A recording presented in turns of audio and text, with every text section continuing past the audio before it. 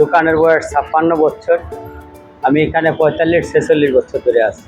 এই গুলি কাবাব, আলুর চাপ, পেঁয়াজু এইসব দিয়ে শুরু হয়েছে। 1 টাকায় 16টা ছিল এটা। ওর পরে আস্তে আস্তে আস্তে ধীরে ধীরে বাড়ছে। ওই 1 টাকা 10টা বিক্রি করা হয়েছে। ওর পরে বিক্রি করা হয়েছে 4 আনা পিস।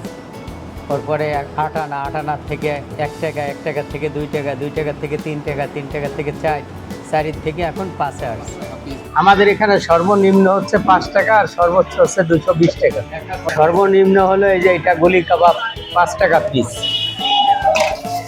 আর সর্বোচ্চ খাসির চাপ হচ্ছে 220 টাকা, আর গরুর চাপ হচ্ছে 200 টাকা হাফ, শিক কাবাব 200 টাকা হাফ, গরুর শিক, মুরগির শিক 180 টাকা, আর হচ্ছে আপনার এটা হলো মগজ 60 টাকা পিস, এইটা টিকে কাবাব 10 টাকা, শামি কাবাব 10 টাকা, জালি কাবাব 20 টাকা, চিকেন টিকা 20 টাকা, কাটলেট 10 টাকা, এটা কিমা চপ 10 টাকা, ডিম চপও এরকমের 10 টাকা শেষ হয়ে গেছে। আর এইটা হচ্ছে কিমা রোল 30 টাকা।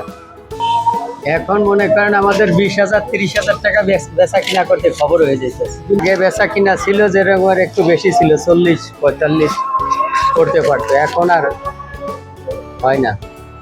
এখন আর আমরা বাড়িতে যেয়ে কাজ করি না, আগে করতাম, আগে যেয়ে অনেক করছি বাইরে কাজ, এখন আর করা হয় না। লোকের অ্যাবিলিটি কম আছে, মনে করেন আমার একটা কড়াইতে জায়গা হয়ে যায়, ও জায়গা অর্ডারে গেলে এরকমের আরও 2টা কড়াইয়ের দরকার, লোকের দরকার। একদিনের জন্য লোক পাবো কোথায়? দক্ষতা লোক, আপনি কাজ জানার লোক তো লাগবে। ওই জায়গায় গেলে তো আনাড়ি লোক দিলে হবে না।